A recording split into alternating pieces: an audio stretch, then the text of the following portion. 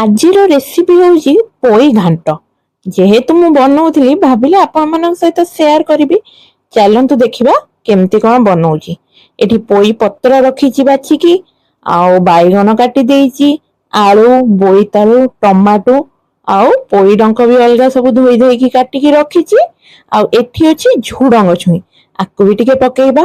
ମସଲାରେ ଅଛି ଅଦା, ରସୁଣ, ଜିରା ଆଉ ଏଠି ପିଆଜ କାଟିକି ରଖିଛି। ଆଗେ ଅଦା, ରସୁଣ, ଜିରାର ପେଷ୍ଟଟା ହବ, ପିଆଜ ଟା ଟିକେ ଦରବଟା ହବ, ସେଥିପାଇଁ ଅଲଗା କାଟିକି ରଖିଛି। କଢେଇ ଏଠି ବସେଇ ଦେଇଛି, ତେଲ ପକେଇଦବା କାରଣ କଢେଇ ତାତି ଗଲାଣି। ତେଲ ତାତିଗଲେ ପକେଇବା ଏଥିରେ ପଞ୍ଚ ଫୁଟଣ,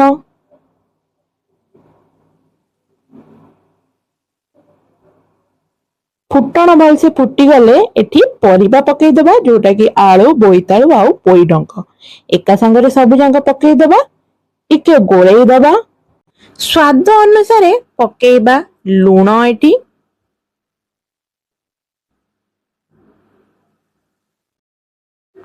ତାପରେ ପକେଇବା ହଳଦୀ। ଦିଟା ଯାକୁ ଭଲସେ ଗୋଳେଇ ଦବା। ହଳଦୀ ଲୁଣ ଯେମିତି ମିକ୍ସ ହେଇଯିବ, କିଛି ସମୟ ସନ୍ତୁଳିବା ଏଟାକୁ, ପୋଇ ଆଉ ବୋଇତାଳୁ ଆଳୁକୁ। କିଛି ସମୟ ପରେ ସାରୁ କାଟିକି ରଖିଥିବେ ଅଲଗା ଧୋଇକି, ତାକୁ ଏଠି ପକେଇଦବା। ତାପରେ ଭଲସେ ଗୋଳେଇ ଦବା ଆକୁ।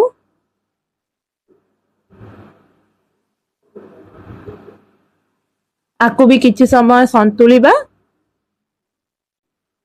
ତାପରେ ବାଇଗଣକୁ ଧୋଇକି ରଖିଥିବେ, ଏଠି ମଝିରେ ପକେଇଦବା ସାଇଡ କରିକି। ତାପରେ ସବୁ ଯାକ ବୁଝିଦବା, ବାଇଗଣ ଟା ଭିତରେ ରହିଗଲେ ଆସ୍ତେ ଆସ୍ତେ ସେଥିରେ ସିଝିଯିବ।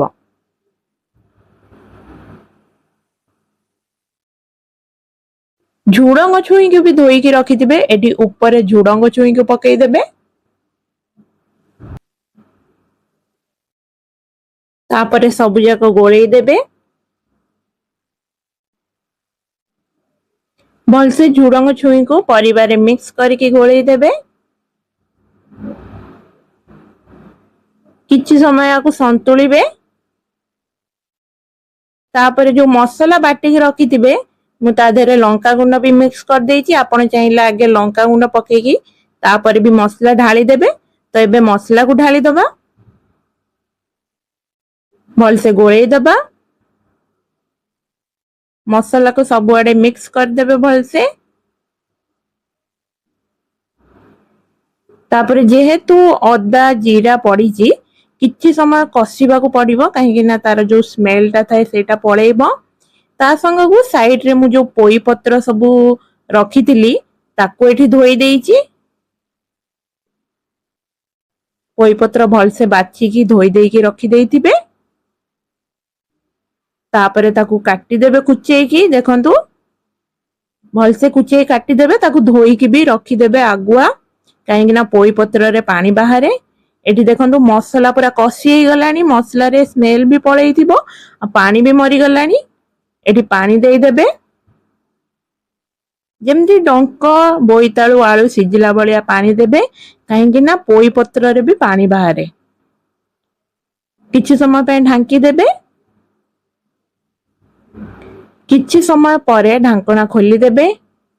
ତରକାରୀ ଏଠି ପୁରା ଫୁଟି ଗଲାଣି, ଗୋଳେଇ ଦବା। ହେଲେ ପୋଇ ପତ୍ର ଏବେ ପକେଇବେନି, ଆଳୁ ବି ସିଝି ଗଲାଣି।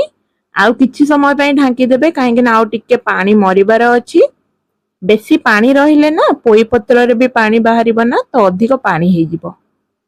ଦେଖନ୍ତୁ ଏଠି ପୁରା ଶୁଖିଲା ଶୁଖିଲା ହେଇଗଲାଣି। ଆମକୁ ଯେତିକି ପାଣି ଦରକାର ମରିବାର, ସବୁ ଯାକ ମରିଗଲାଣି ପାଣି। ଏଠି ପୋଇ ପତ୍ରକୁ ଚିପୁଡିକି ପକେଇବେ।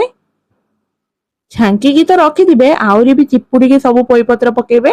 ଯେମିତି ପାଣି ଯେତେ କମ ଯିବ, ଟୋଟାଲି ନ ଯିବାଟା ହିଁ ଭଲ ପାଣି। କାହିଁକି ନା ବହୁତ ସାରା ପାଣି ବାହାରେ ପୋଇ ପତ୍ରରେ। ଗୋଳେଇ ଦେବେ ଭଲସେ। ପୋଇପତ୍ର ସିଝିବାକୁ ବି ବେଶୀ ଟାଇମ ଲାଗେନି। ଅଳ୍ପ ସମୟ ଟିକେ ଗୋଳେଇ ଦେବେ। ଦେଖନ୍ତୁ ଏଠି ପୋଇ ପତ୍ର ସବୁ ସିଝିକି ମେଲ୍ଟ ହେଇଗଲାଣି।